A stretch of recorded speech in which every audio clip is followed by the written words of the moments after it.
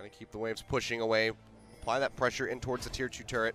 Help open up that dragon for them. Maybe you're in this awkward spot where we talked about how they want to do things early. This does qualify as early, but the big one-item completions of Rageblade and Nashor's there for Deft and Pawn respectively. Beyond, does he want to come over the wall? You can see KT waiting to try to interrupt him. Could just be the Smite Ward. Beyond's going to take it, and he can just exit straight out the back of the pit. Throws in the Javelin. Oh, misses. Going to be whiffing that one out. Yep. Has to get devoured. Carried out by Mata to try to keep him alive. He's still going dangerously low as MVP looks to pursue forward. Deft doing his best to sit in the front and dissuade the members of MVP from pushing forward, but he just doesn't do that much damage as a Kog'Maw right now. KT, they go for the hard commit, but just gets taken away. Yet again, Score missing out on another Smite War. And KT kind of messed that one up in almost every way. They have to use 3 flashes, both of their bot lane members and Score. Whereas MVP get the steal, they get the positioning on mid lane as well. A lot used there for KT, though, whiffing from Score, not a good look either. They want to play the delay, they want to delay the game. First Drake being Infernal going to MVP is not great, but it's 18 minutes, so at least that's on the delay side of things. Delay side of things. Regardless. It's okay, words are hard. You pick it up, you realize that MVP needs to be picking up those objectives. The fact that it was forced by KT and then whiffed, not great look for them. Yeah, double whiff there from Score. Really rough stuff, and they need to tighten up if they're going to be able to close this out. MVP are in a pretty strong spot here. As Pilot gets closer to that Rageblade, now going to be having the Infernal Drake to couple with that when it's completed. Here, Rift Herald going to be channeled here into the bottom lane as they look to knock down that final outer turret. Not going to force a rotation, given that Ornn was already walking to bot side. They want to continue to increase the pace of this game. Another out of bot lane turret going down would be good for them. Charge going through. That's about the only damage they'll get from the Rift Herald here onto the turret, but looking for a little bit more as Max ADD and Beyond are all grouped up, and yeah, maybe KT just going to have to surrender this one. They don't have the damage to clear out the wave.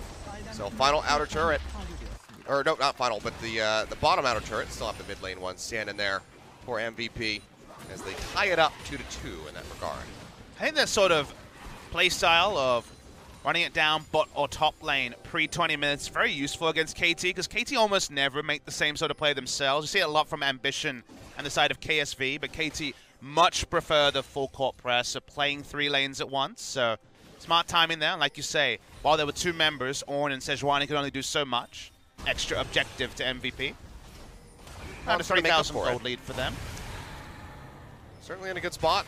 And again, you know, we're talking about this earlier on. KT trying to fight from behind has typically been a weakness for this squad. Yeah, I'll give them credit where credit's due. They looked a lot better at Casper Cup doing that as the chase is on. That was predictable. Dodge that one out. Does cost him a bit of HP as ADD will get jumped on. Abyssal Voyage coming through. Mata and Deft looking to join the fray. ADD pretty much just trying to buy as much time as he possibly can for himself at this point. Oh, he really does. Let's get the heal up. Running his way up. Hemo Plague coming down.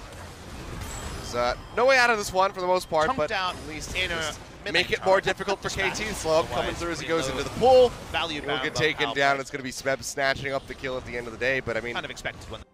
That was a lot of time bought, and now the rest of MVP, they're posturing up here into the mid lane, looking for that turret. They're threatening a dive, but looking to take the outer mid lane turret, even with a Zero wave clear, not enough. Ult used, goes wide again. Yeah, just going to be slowing out Max there. He'll take a bit of damage, but does force out the flash now. Ornn Smeb TPing in from the back. Slow up onto Max as he tries to zip his way away. Throws down the ultimate onto himself, and KT now just going to have the inside track onto this turret, I suppose, to try to get in towards that tier 2. They shorten the lane with the Azir turret as well, and Score finds Ian. Well, he does. Almost gets the slow up, does get the stun in the end as Ian flashes away with the ghost to keep himself alive. KT going to be trying to force this one out, get a bit of damage in, but the wave clear from MVP is still rather significant. Piercing arrow to come in. Deft now with turret aggro, has to kite back, takes multiple shots, and gets knocked down to about half HP.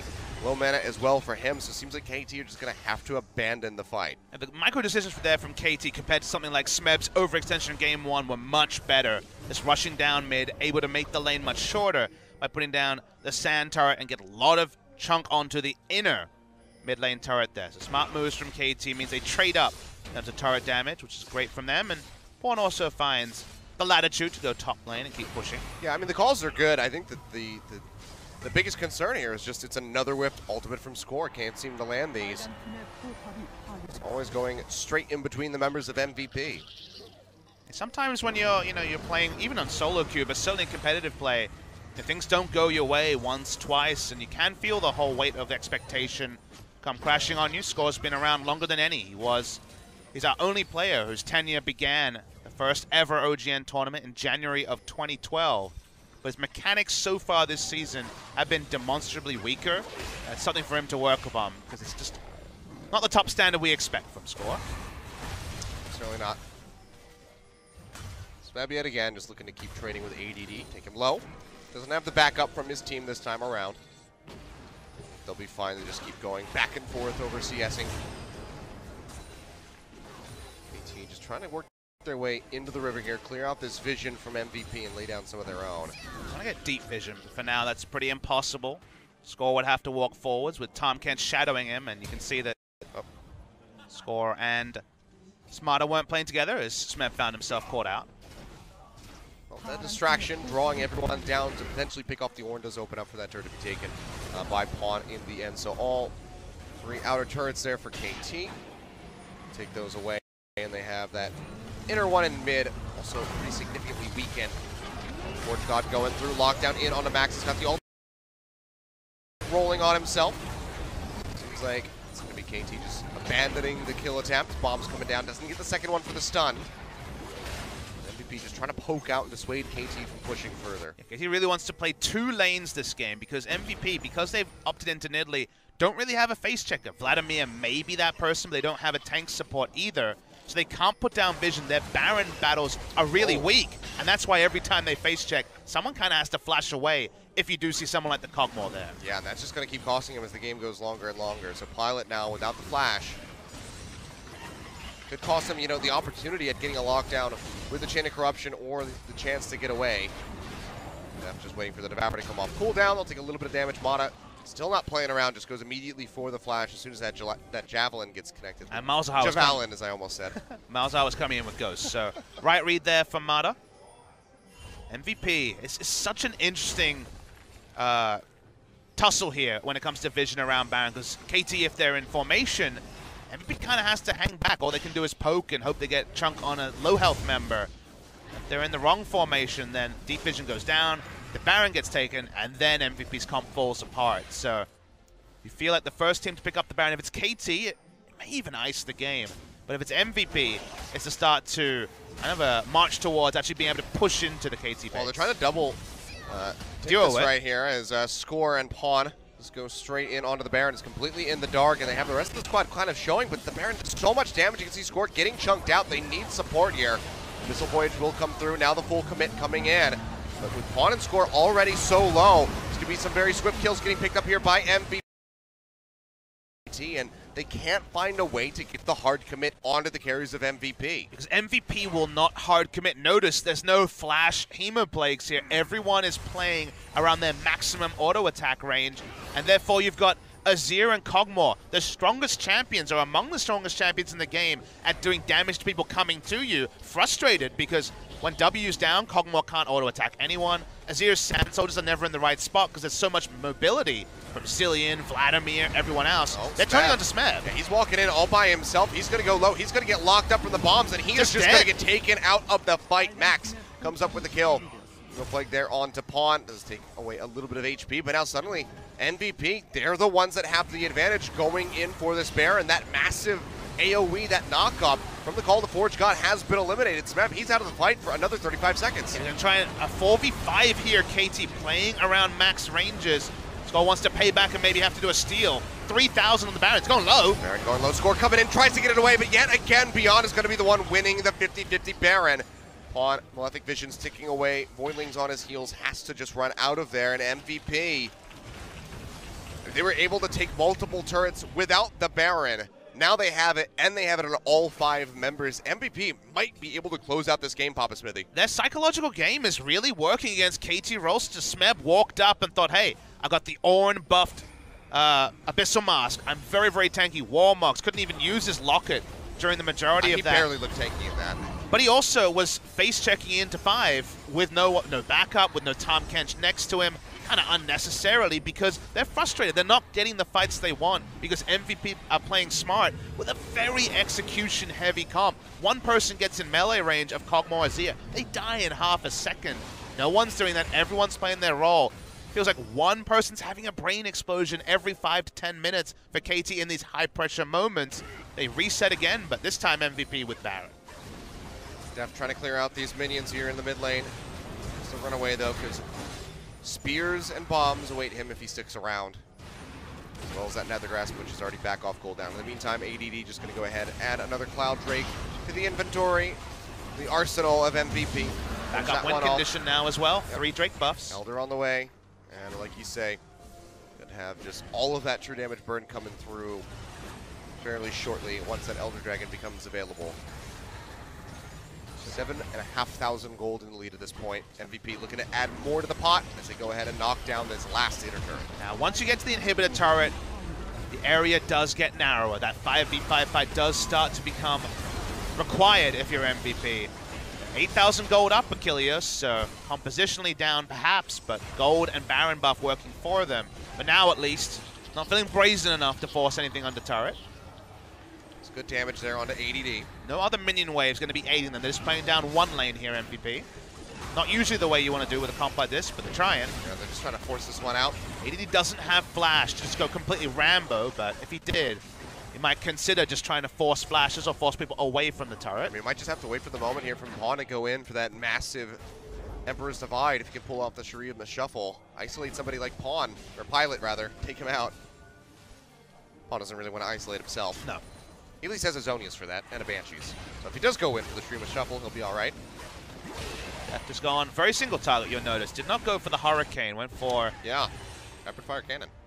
Have that extra range on W. He's not hitting anyone, so that's why he doesn't go for Hurricane. Because Achilles, if you're against tanks, you know where they're going to be. They're going to be trying to squish you like a bug. But against a team like this, there's never going to be 3 people in range for him to hit. You know, you might think, okay, Hurricane, everyone's squishy, you're going to mow them all down.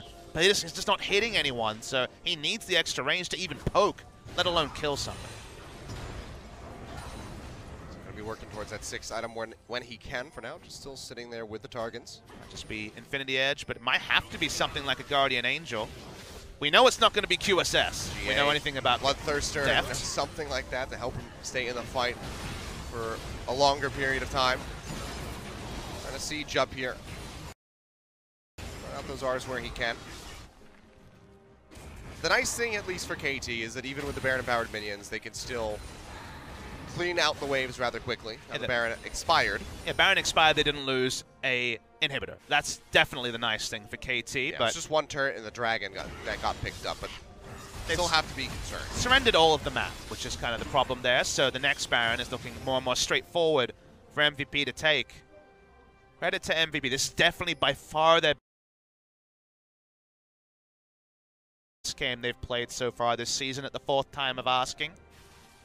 Solid with a difficult comp. You see why they're returning to the Nidalee that they couldn't make work against Kongnu Monster. They do seem to have a lot of practice on this. Feels like Chaos style in many ways. The ability to focus only on skirmish, to never be able to truly 5v5.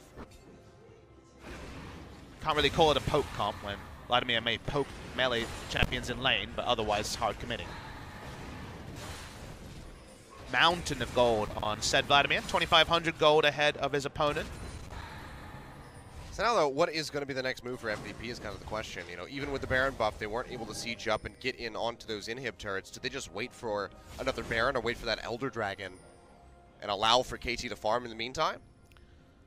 If you ask me what the best team in the world would do in this scenario with this comp, it would be a lot about trying to play side lanes. Really getting your side lanes in order so you have split slow pushes happening in 2 lanes, the Baron spawns, and it's damned if you do, damned if you don't for the side of KT.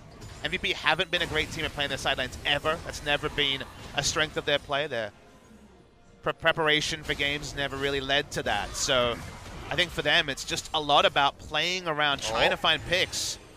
Saw Orin there, I believe, out of the corner of his eye. Don't know that Sejuani's here as well. And now that's 5. The Abyssal Voyage coming through, and Ian is absolutely destroyed. Pawn finding the kill. Gets the knock away there on the Forge call, but can't quite find Pilot. He flashed over the wall to keep himself safe. KT now, though, With that pickoff onto the Malzahar, that means that the Kog'Maw, the Azir, is that much safer in these fights. Yeah, MVP tried to play C hero, kill hero, but KT read him like a book. Very good positioning there. Ornn was, I believe, on the edge of vision, but but just kind of popped out there. He didn't count on Sejuani. Then you saw two coming in from the Abyssal Voyage, and that's when he knew he was boned. So that was certainly a pretty big mistake there individually from Ian. We'll see KT actually get some map control. The Baron that spawns in a minute going to have some attention. The sweepers go down. Unnecessary from MVP. If this was tennis, that would be an unforced error. Unforced error from the side of MVP. Nice play from KT. And we get a bit more parity from, as you say, MVP, who were kind of in the lead for the past 5 or 6 minutes. See how safely they want to play this, though. Even though they got rid of the Malzahar, they don't want to just push in and try to knock down that inner turret, try to go for the inhibitor turret in the mid lane.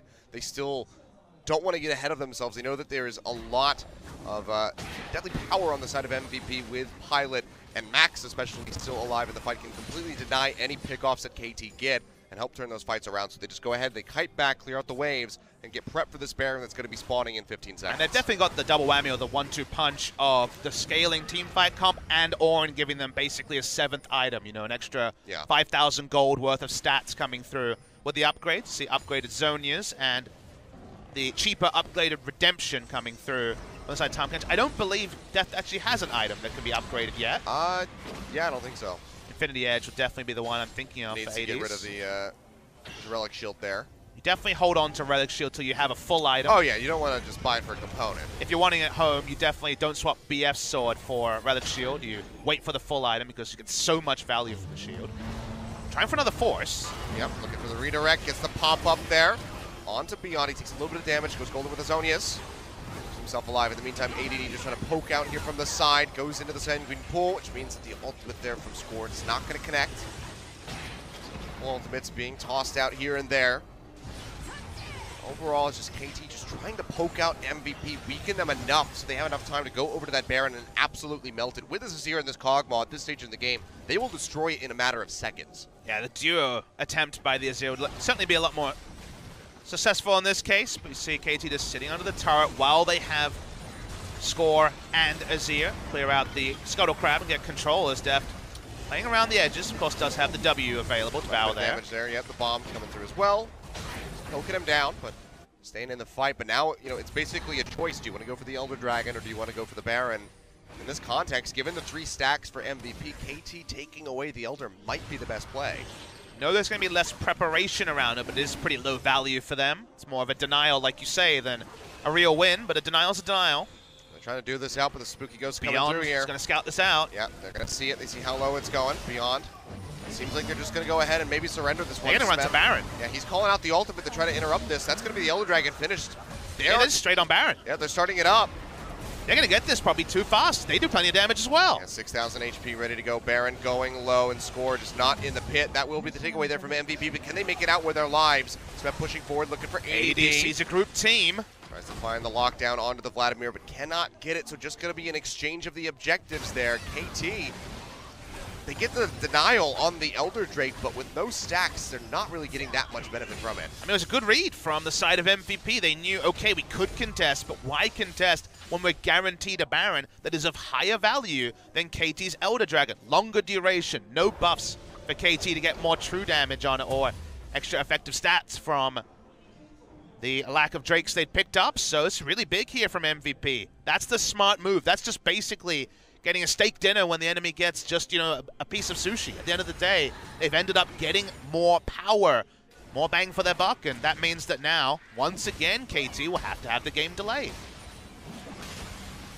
This one's just going to keep going on and on. 44 minutes, getting ready to come up here on the horizon for us. See just how long it's going to take to close this one out, because again, I mean, there very well could be a Game 3 waiting for us after this, Papa Smithy. I wasn't believing it when I saw this comp that failed for them against Kongdu Monster locked in, but their play has been so much more reliable around it, and the KT that all the members were saying was going to be there, the team being more on the same page, turning 5 individual stars into a team, we still haven't seen it in the first week of the LCK. They've kind of been all at sea in big ways and small. KT do remind you so much of their 2017 Spring presence, let alone any kind of extra reliability to their play, but they still have the team fight advantage, and you still have to win a team fight to end the game. Well, they're waiting over the wall, but the minions come through, so Score does get spotted out before he can throw the ultimate. Trying to get a lockdown there on a Beyond. Fortunately for him, he's pretty tanky, so those javelins coming through from this fairly stacked Italy aren't doing a heck of a lot of damage to him. But the siege has begun, and MVP have already very much weakened this turret here. For the deflection there, Ian's still going to get popped up. They go forward, trying to get the lockdown. He's down to about half HP. So KT going to be hesitant. We'll go ahead and start turning around. ADD on the flank, he returns the turret. So much AP, chunking it. So Voyage coming through, going to be looking for the lockdown there onto the Vladimir. He's trying to zip his way away with that Ghost.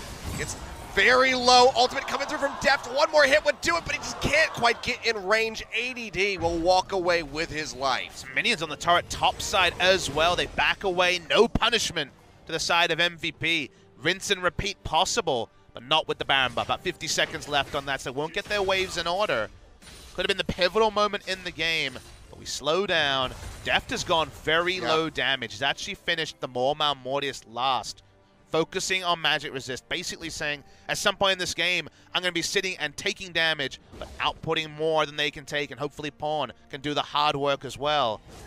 Not a huge fan of it. We knew from the previous time Deft played he wasn't going to be going towards Mercurial Scimitar. To some degree understandable with the Tahm Kench next to him at all moments, but now you can't make a positioning mistake. And it's the weird spot where you went for extra tankiness with the Maw, and yet you can still be completely obliterated because you don't have a QSS. So it's very, very tricky here. Devour and Flash so important as ADD. Yep, just waiting in the brush right there. Mata gonna take a little bit of damage, and Pawn gonna shift away. Himself nice and safe in ADD. He barely took any damage. Immediately just gets hopped right back up. But the side waves are advantage KT, so we kind of reach a stalemate again. I feel like this is going to be a double Elder game here. We might see the big 60 this game in terms of minutes played. Well, Pawn just having to respect Ian there, threatening that Nether Grasp, immediately flashes away, and that's going to be the turret line getting broken inside the base of KT. Ultimate comes out, does get the lockdown there on the Pilot, but nobody else can go forward. KT just kind of wavering here. In the face of MVP, Stun goes through, gets a lockdown in onto Smeb. So far, Inhibitor being focused out now, down to about half HP. Silence! The knockback, but oh yeah, the silence, he can't get the redirection. Massive turnaround there for MVP as they try to finish this one off. AD bursting right back up to full HP. Like nothing ever happened. You got hit by a max range spear, and now the Maw does proc, so there's another tool not available for them. MVP, they have a minion wave that's been slow pushing all this time. They're going to taxi it, they're going to try and take a second inhibitor. Cooldowns are short for Smeb. He still needs another 20 seconds. He will not have it for this wave. Need frontlining, takes a little bit of damage there, but still going to be all right to stick in the fight. Charge away by Smeb, making sure that he can still be a frontliner if the hard commit comes through from MVP, but it's not going to. They're immediately just going to go ahead, turn around, give up on that fight in the bottom lane. They got the inhibitor in mid. That's going to alleviate a lot of pressure. They also have to answer this top wave. And the bizarre thing here for KT is that inevitability of the late game with such a low damage, but okay, he's adjusted again. Notice that now he does actually have sold the Wit's End, bought Infinity Edge, and now upgraded it to the Ornn Infinity Edge. That's important because I was struck by how little damage the Kog'Maw was doing. Doesn't mean his attack speed is a bit lower until the Ginsu Rage Blade starts to stack up, but Deft at least now has threat that was actually pretty absent the last time we saw an extended fight. We'll have to see, just how much of a difference this is going to make in the next skirmish. But if it's a significant one, which, is kind of what we're expecting, if he's able to fire off, then you have to wonder, just think about how much better the game would have been, maybe even over in a victory for KT if he just done this sooner. I mean, there's gold values. Wit's End is a lot of power for his team. Always a bit down for you, donors. ADD just wants to get on Deft. Yep, he's going to go low. Power comes through, however, keeps him safe. A lot of flash down now. A little bit of damage there. Now going to be the Nether Grasp in on his core as they try to finish him off. While the Forge God comes through, gets a double pop up there onto Pilot and Max. This Pilot takes a good amount of damage, but the heals coming through from this Nidalee are just huge. 749, I do believe, right there onto Pilot to keep him in the fight. Tolkien back away. Warmogs will do the rest. This is one of those moments where they can walk up. They know some important cooldowns are down. So short, though, is the Malzahar ultimate. You blink and you miss, it's back available in about another 8 seconds. Much tiptoeing here, back and forth. 20 seconds onto this Baron now.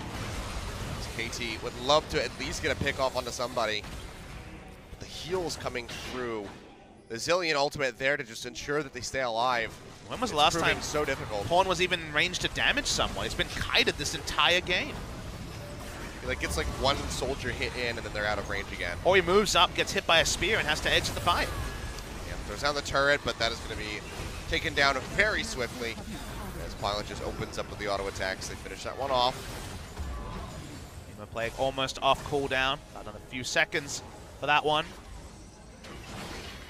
No flash, so ADD can't just jump over the wall and try to finish it off. And oh my god, Beyond. He gets ripped apart, but they found depth. They take him out. And now KT going all in. They trade it back. Pilot goes down as Pawn finds the kill. Pawn can win this fight alone. He has to try to stay alive. Malefic Visions are ticking away onto him. He is out of the fight, as is Mata. Now it's just Smeb and Score. Very tanky, but on their lonesome, trying to kite their way out of this. Yeah, if it was full health Azir, he could have carried it, but he has a full health tank line, but no health himself. 80 carries traded. Pawn has to back away completely. They can predict that he's in base healing right now. And MVP, no mana on Beyond, so maybe Baron is going to be a bit tricky for them. It seems like they won't be able to go straight in for that one. Though they have burned the TP. Ian just TP'd over. It looks like they might just be going for this. Spear goes through. They're going to start this one up. Score's waiting in the wings. So much stuff happening. Score here, full health for the steal. Azir back as well. No guarantees here. This is the moment. He has missed the secures on pretty much every objective this game. Score has to find this one, but the Nethergrass comes through. Redirect there on the call. The Forge God gets the double pop up yet again, but the Baron is going to go over to MVP.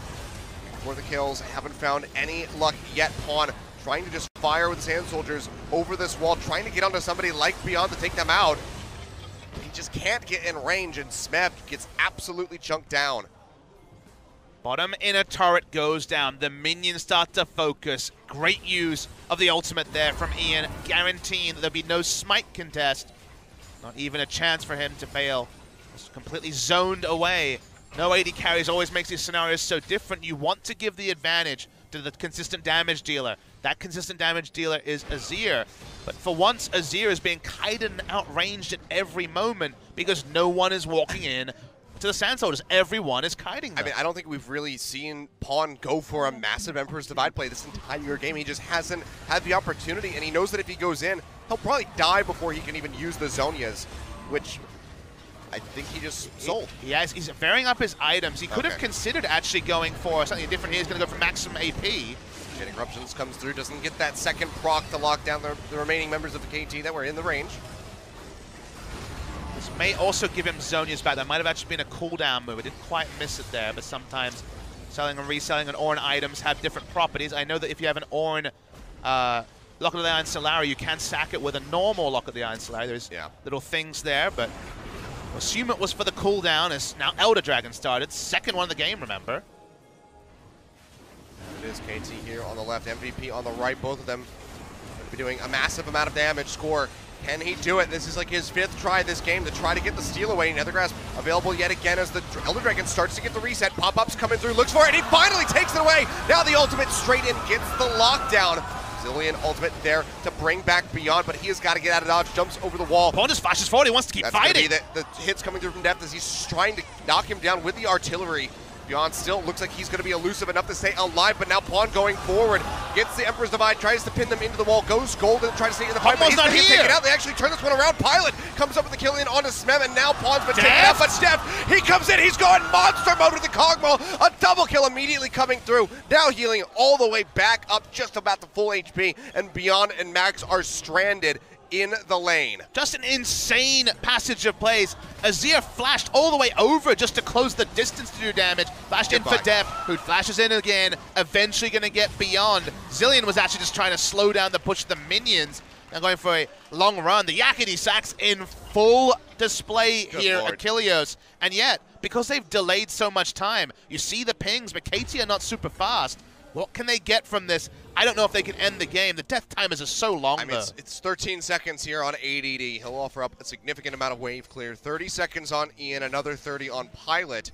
With Max alone right now trying to defend this. So Inhibitors certainly going to be going down. You can see Max is busy just trying to get rid of the minion wave there in the top side of the map. It's going to be a single inhibitor, if any. Respawn time on Pilot, still 20. All right, should be one inhibitor here for KT. Yeah. get this and they can get out safely. ADD is just kind of tickling score in the front line here. What does it mean, Achilles? Because you see an inhibitor go down, and your color caster bullet points say, one more team fight, and they'll win the game. But they've gotten one team fight in 55 minutes because they've been so well kited the entire time by MVP. You're going to see the replay. I mean, so it starts here. It's going to be a long one. This is kind of lose-lose because KT need to steal this, otherwise they probably lose in a DPS fight to the 3-buff Elder Dragon. It goes down, you say, okay, they got the one pick here, they're going to have to back away. MVP start kiting down, and the only way for Pawn to not get kited is him flashing over the fat wall and going in alone. This is the reason Deft wasn't there, but Deft not being there and being distracted by Beyond almost lost them this fight. Yeah, I mean, Pilot just turning around, getting this double kill at the end, just chunks out Smeb straight into Pawn. And then Deft announces his presence with a flash in. He does have that super infinity edge. Hello, how's it going? So much had to happen for them to just get something resembling a fight. This is a mess. Pawn at least has read. He's like, all right, I'm going to get one round of spells with my Sand Soldiers. He's actually bought Berserker's Greaves. He's sold his Merc Treads to go for maximum damage. Even if he dies, it might be fine. This Devour is drawn out. So we're looking for that slow up there onto ADD. Doesn't quite find it. Deft has to be kept alive. That is the hope here for KT. Even if Pawn goes down, if Deft is there in the fight, they have a chance. At this point, over 100,000 gold for both teams. The gold doesn't matter anymore. 10-10 in kills with an hour on the horizon, just 4 more minutes to go, and we'll be breaking that 60-minute mark. This is definitely the Who's line of team fights where nothing matters except for, you'd have to think a big outplay. I think the biggest thing that matters for KT is Pawn having flash up to try to do a big play with Zonians. He doesn't have flash about another minute. It does ruin some of their options. Inhibitor respawned in mid lane for KT, but MVP with so much ranged pushing have moved the minion wave up as far as possible. One more mistake could still decide this game either way, Achilles.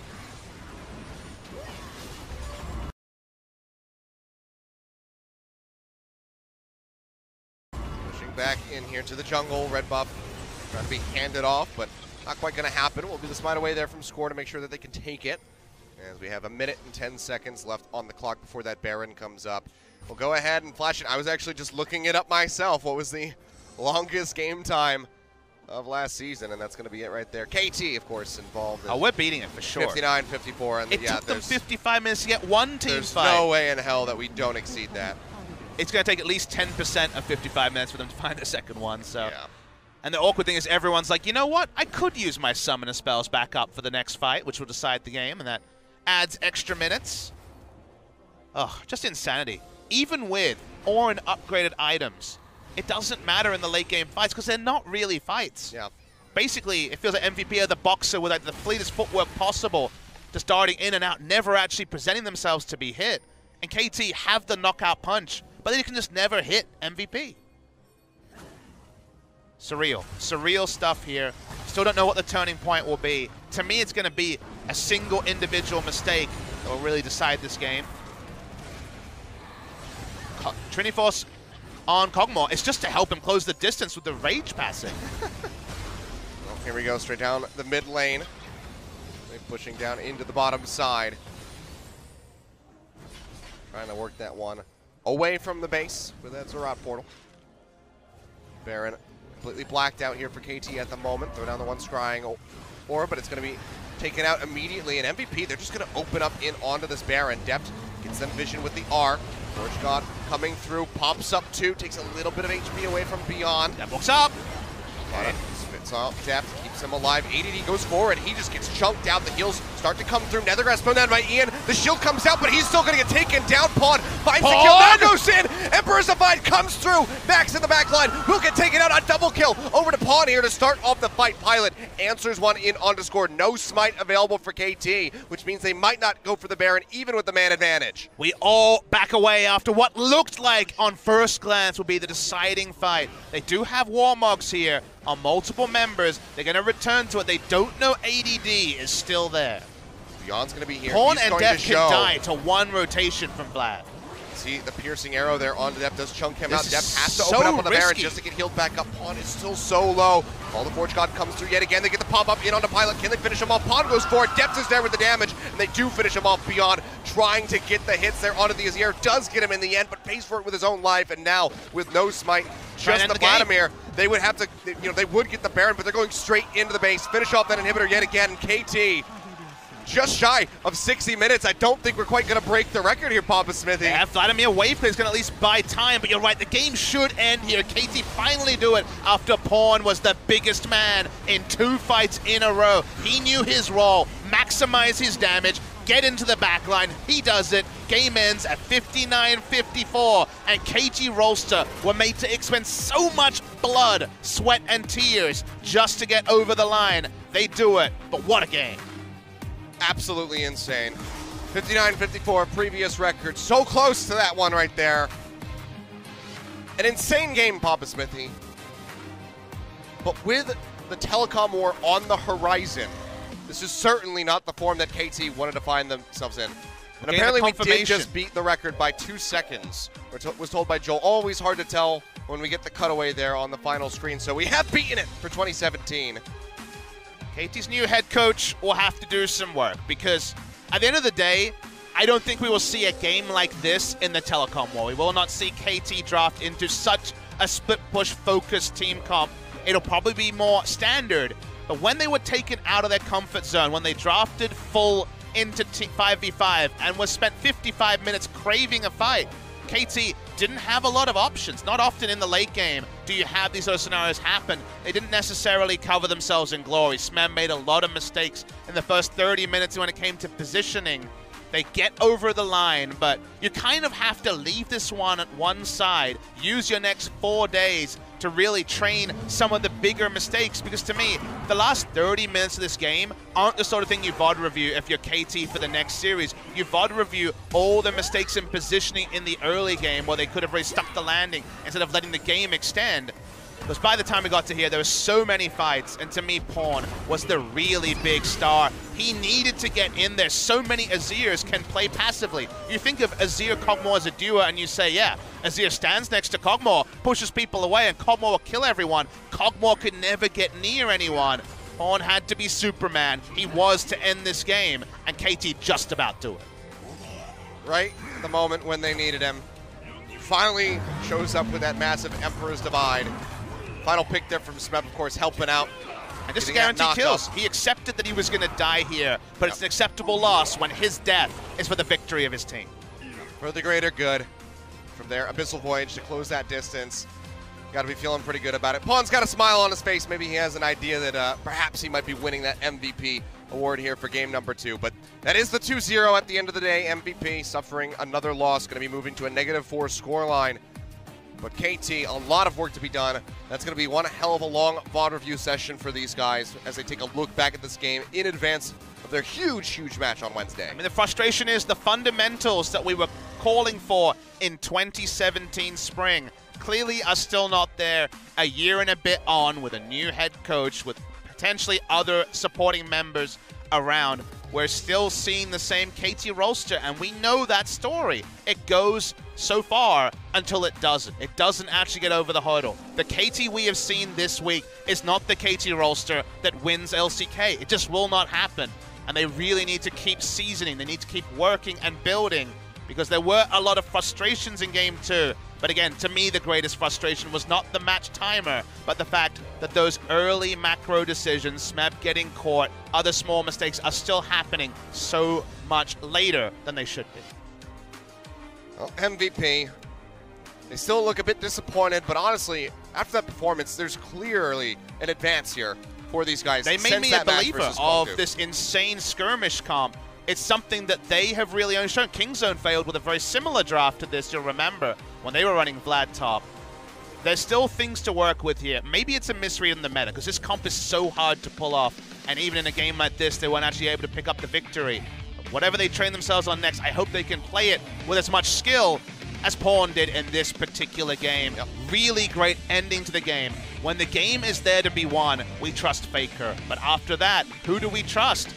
The answer is not yet Pawn, but with more performances like this, he can actually start to put some oomph behind the words he made. He said, I'm there, I want to stand and be counted. He did in this game. I mean, we'll go ahead and recount this moment here at the beginning of the game where barely survived this entire skirmish. Oh, the swag. Just walking away, just doesn't even look back.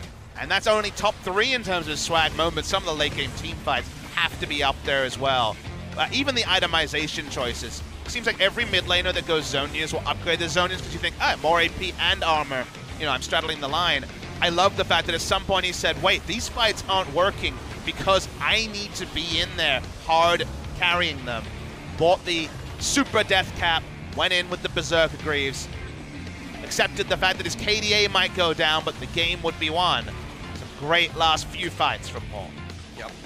Both he and Deft had their moments in this game, helping turn things around. The bot lane play from Deft flashing over the wall at the end of this highlight here to go ahead and scoop up the remaining kills onto the members of MVP. Then his big play up near the Baron pit. They both had their moments, and that is part of why they're both going to be our MVPs in an interview in just a few minutes here. Moments like this remind me of EDG Pawn, who often had a very poor KDA, but in combination with Deft as well at the time, his job was to disrupt, his job was to initiate, his job was to hard carry. He did it well. All right, well, there you go. We're going to go ahead and throw over to Joel for our interview translation as per usual, as we hear from Pawn and Deft. So Joel, go ahead and take it away. Thank you very much, guys. This is Joe, back again for another day of interviews. And with the first series out of this day, we're going to see KT Roaster pick up a win, 2-0 in fact, over MVP. And we're going to see the series MVP for this series, and it's going to be Pawn and Deft. We're going to have an interview with them. It's your first win of the spring split. How do you feel? Our very first start to this split wasn't that great, but I think it's really good that we got a win today, which is really good for us. And of course, you feel especially happy about the win today, Pawn.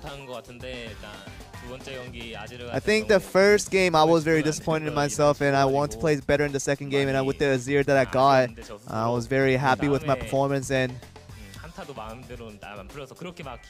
there was a situation where the game 1 wasn't really wasn't a very happy victory, but second game definitely made me feel better. Definitely was a close one at the end, lasting over close to an hour. But you did end the year of 2017 on a bright note, winning the Kespa Cup, but did lose at the first series in the split.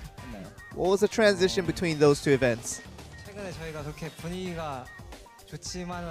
I think our scrim environment and our team morale wasn't the best in recent days.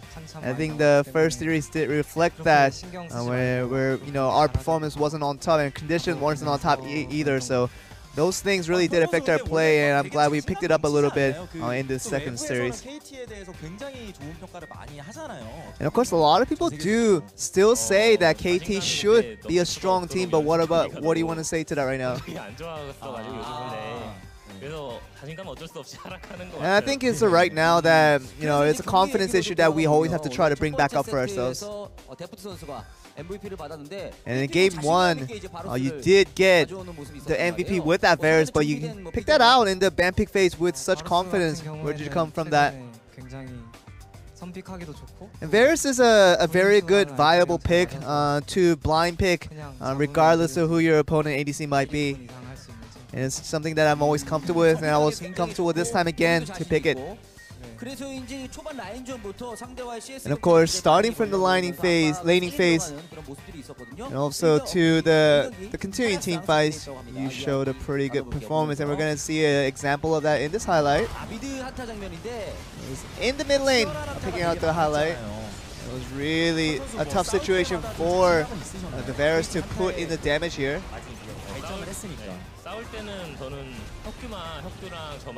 Yeah, I think it was a situation where either I or Deft, if we did survive that team fight, the damage output would naturally do come out, and I think our plan did go according to plan. Our teammates did a good job of executing exactly what we wanted to do there.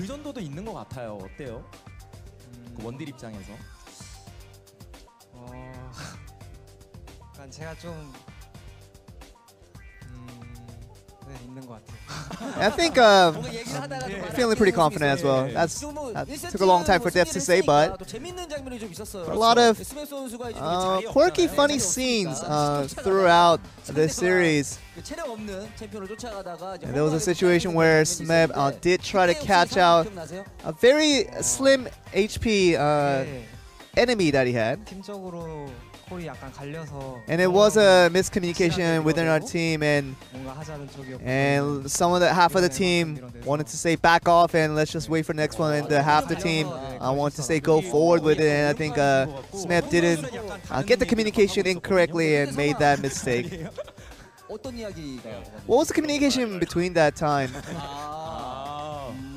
It was a situation where, you know, we should have made it more clear to what to do there.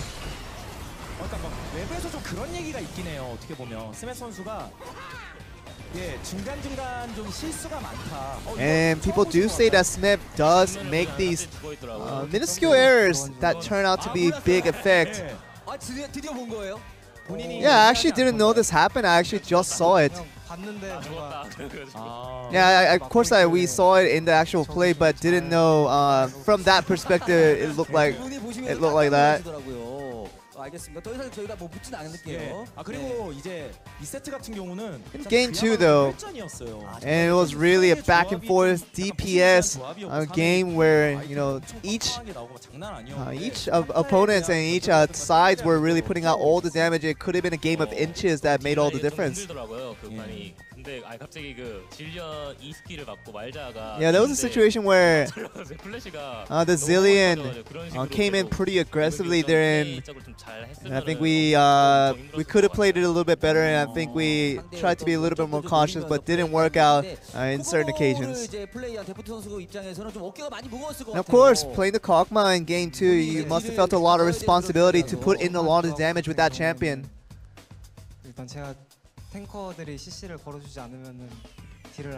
Yeah, there's a situation where, you know, it just can't put in the damage unless our other teammates put in the CC for me to put in the damage a little more safely. So that was a lot of pressure on me.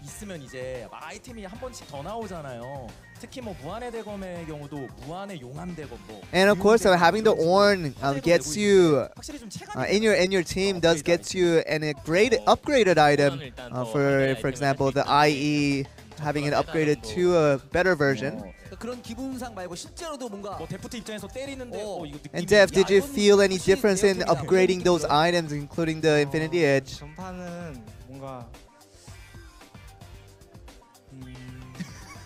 Always a man of few words, Dev. Again, would be a very yeah, I mean, there wasn't many items for me to choose from, so. But definitely upgrading the item gave me another option. So what he's trying to say is that he didn't have many items to go, but having that upgrade option definitely helped with his selection.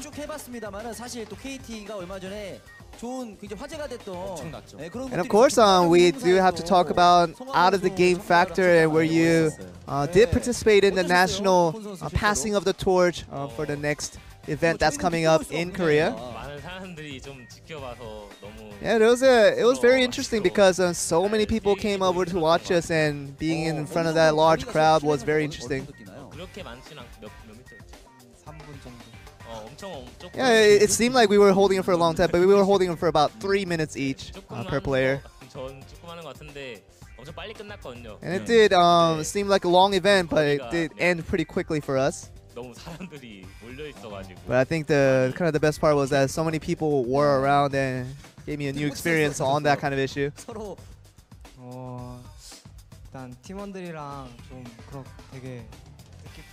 And of course, you know, participating in such a meaningful event with your teammates And I think it was an honorable event and something that I'll definitely remember for a while. And of course, I was a little bit nervous during the event, just to make sure that I don't mess up on anything. 알겠습니다. 그럼 마지막으로 또뭐 This is like a 게임 microphone, I can 이야기 barely hear 나옵니다만은 이지훈 감독님. And this is also an off-game topic here, because that Ji-Hoon Lee, your former head coach, did leave your team to go over to KSV as the general manager. Do you have any reasons for that? Do you know any reasons for that? I mean, we haven't heard anything about specific reasons to why he made that decision. 아니면 뭐 다른 선수들도 KT가 워낙 이제 별명도 많고 팬분들이 이제 되게 좋아해. And a lot of people do have certain nicknames for you guys, for individual players here. 본인이 느낄 때도 되게 좋으신가요, 그런 But 거? do you like all that interest coming your way? 하면은 좋은 식으로 불러주니까. And of course, you know, you do get the better nickname when you have a good game, and you get the opposite when you do play a bad game. So I like to stay on the good side as much as I can. 그런 거 같아요. 네. 잘할 때는 또 이렇게 응원해주는 사람들이 또 굉장히 기분이 좋다 이런 말씀을 해주셨는데 작년 2017은 어쨌든 뭐 KT에게는 조금 And in 2017 of last year is that it has been a little bit of a disappointing result when it comes to the expectation that you guys had for the team. But in regard to 2018, do you have any set goals that you want to mention about? And like I said earlier, our first series wasn't that great. The opener wasn't that great, but I think starting from today and getting this win, we want to continue forward and try to have a successful season for our team. And we'll try to do everything to win the championship for the split. 네, 일단 시작이 좋지는 않았는데. Yeah, we didn't have a good start, but we do have the next game with SK Telecom. And I think with your support, we can still have a great game to that match. And that is the end of the interview. We're gonna move right on back to you guys. Thank you very much, Joel. Well, these guys had quite a lot to say.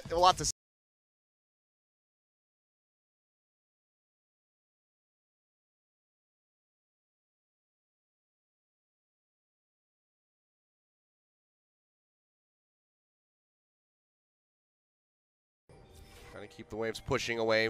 Apply that pressure in towards the tier 2 turret. Help open up that dragon for them. Here in this awkward spot where we talked about how they want to do things early. This does qualify as early, but the big one-item completions of Rageblade and Nashor's there for Deft and Pawn respectively. Beyond, as he went to come over the wall, you can see KT waiting to try to interrupt him. Could just be the Smite Ward. Beyond's going to take it, and he can just exit straight out the back of the pit.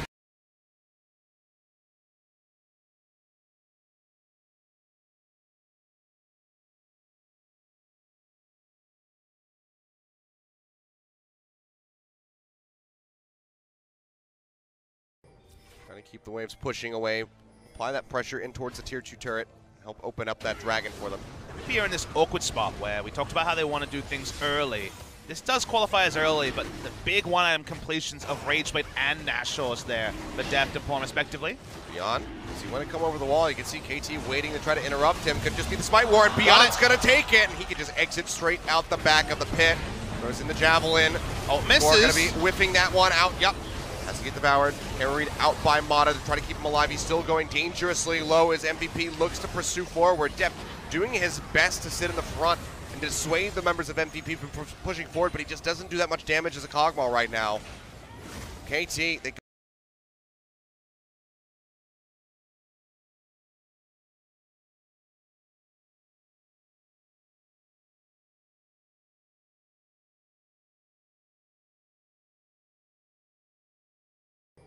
trying to keep the waves pushing away.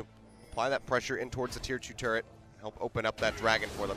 Here in this awkward spot where we talked about how they want to do things early. This does qualify as early, but the big one-item completions of Rageblade and Nashor's there for Deft and Pawn respectively. Beyond, as he went to come over the wall, you can see KT waiting to try to interrupt him. Could just be the Smite Ward. Beyond's going to take it, and he can just exit straight out the back of the pit.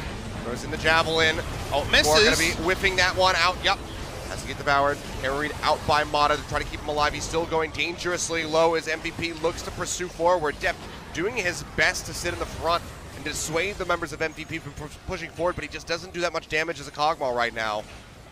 KT, they go for the hard commit, but just gets taken away yet again. Score missing out on another Smite War. And KT kind of messed that one up and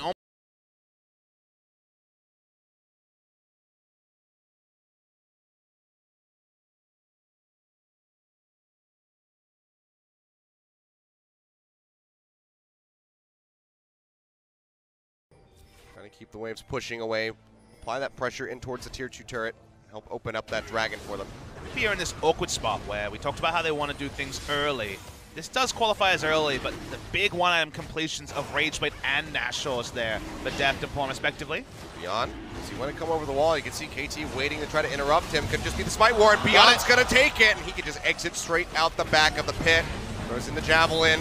Oh, misses. Going to be whiffing that one out. Yep.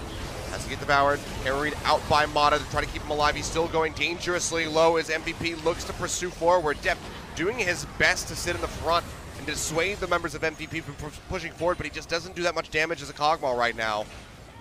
KT, they go for the hard commit, but just gets taken away yet again. Score missing out on another Smite War. And KT kind of messed that one up in almost every way. They have to use 3 flashes, both of their bot lane members, and Score. Whereas MVP get the steal, they get the positioning on mid lane as well. A lot used there for KT, though, whiffing from Score, not a good look either. They want to play the delay, they want to delay the game. First Drake being Infernal going to MVP is not great, but it's 18 minutes, so at least that's on the delay side of things. Delay side of things. Regardless. It's okay, words are hard. You pick it up, you realize that MVP needs to be picking up those objectives. The fact that it was forced by KT and then whiffed, not great look for them. Yeah, double whiff there from Score. Really rough stuff, and they need to tighten up if they're going to be able to close this out. MVP are in a pretty strong spot here. As Pilot gets closer to that Rageblade, now going to be having the Infernal Drake to couple with that when it's completed. Here, Rift Herald going to be channeled here into the bottom lane as they look to knock down that final outer turret. Not going to force a rotation, given that Orin was already walking to bot side. They want to continue to increase the pace of this game. Another out of bot lane turret going down would be good for them. Charge going through. That's about the only damage they'll get from the Rift Herald here onto the turret, but looking for a little bit more as Max ADD and Beyond are all grouped up, and yeah, maybe KT just going to have to surrender this one. They don't have the damage to clear out the wave. So final outer turret, or no, not final, but the bottom outer turret, still have the mid lane one standing there for MVP as they tie it up 2-2.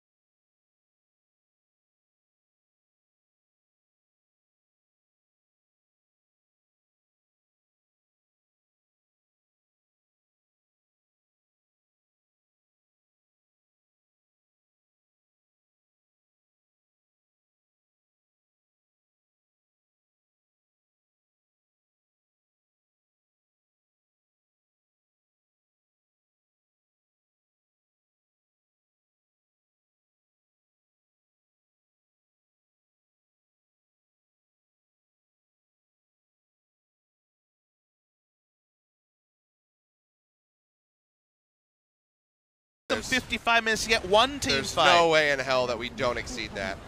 It's going to take at least 10% of 50. 4 seconds more than the You 확실히 좀 체감이 in your team does get you a great upgrade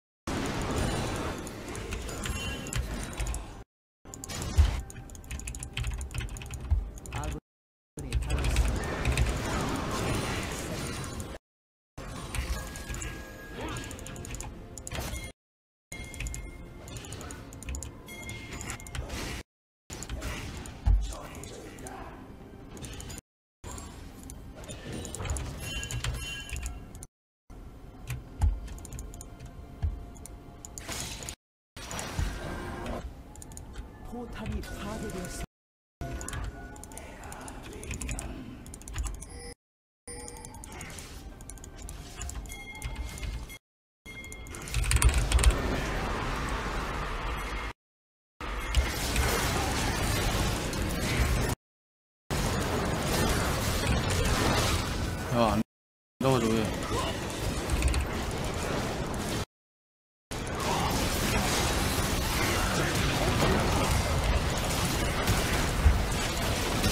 오, 제이슨이 빼는 게 좋겠다.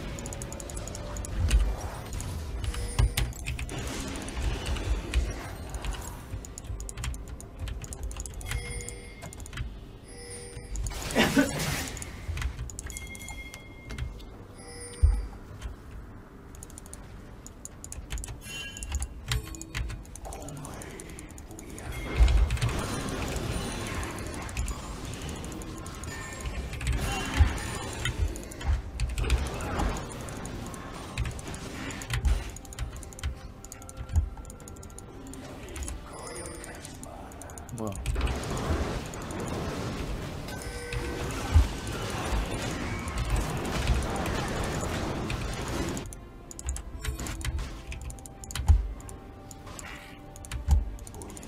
아.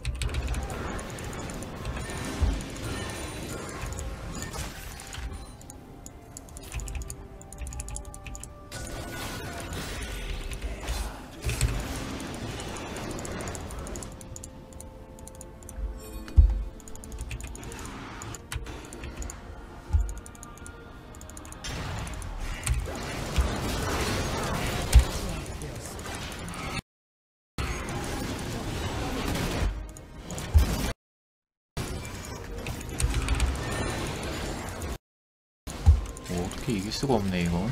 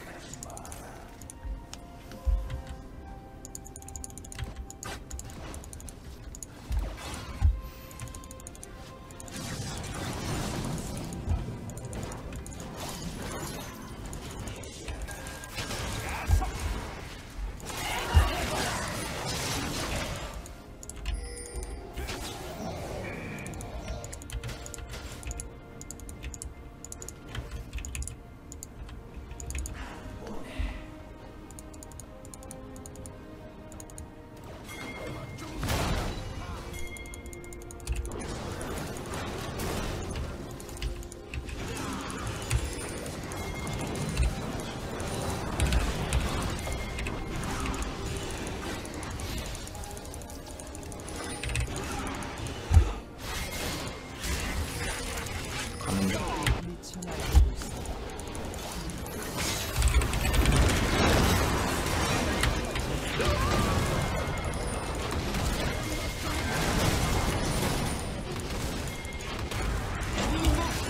맞아 이거?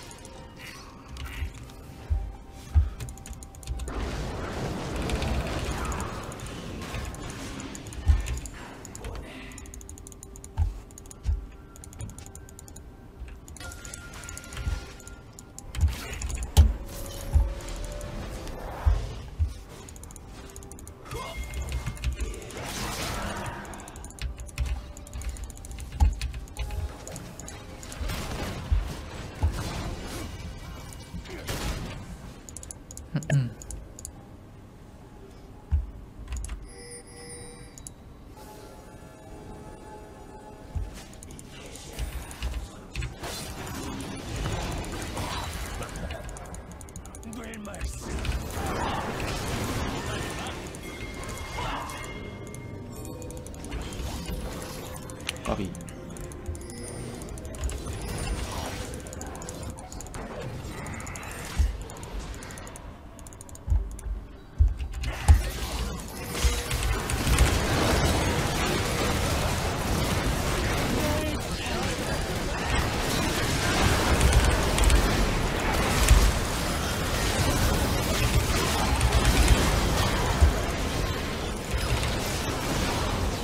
이거 이긴다고?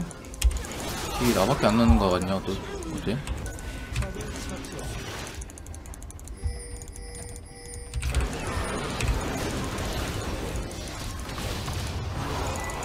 딜이 나밖에 안 나는 거 같아. 딜러가 나밖에 없긴 한데. 근데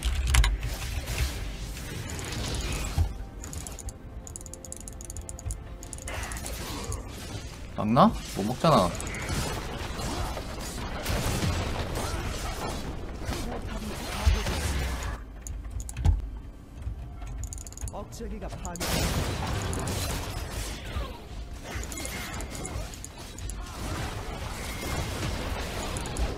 어? 갱플이 토레스에 저렇게 맞으면은 모르는데?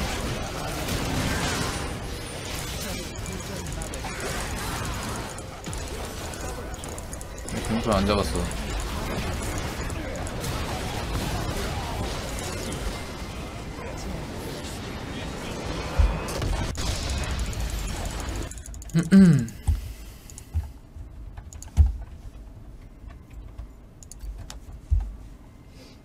야, 이거 이 게임을 탑이 떠뜨려 버리네. 아, 대단하다. 오늘 6판 하면서 바텀이 처음 이겼는데, 아, 나 미야콜만 했어도 내가 살 수 있었는데.